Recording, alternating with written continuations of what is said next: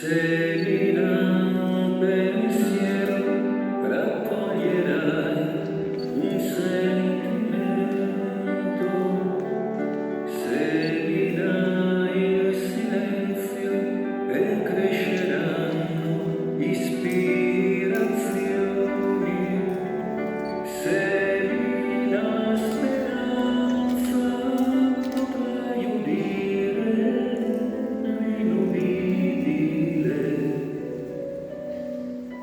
Nell'impermanenza del tempo ogni cosa ritorna.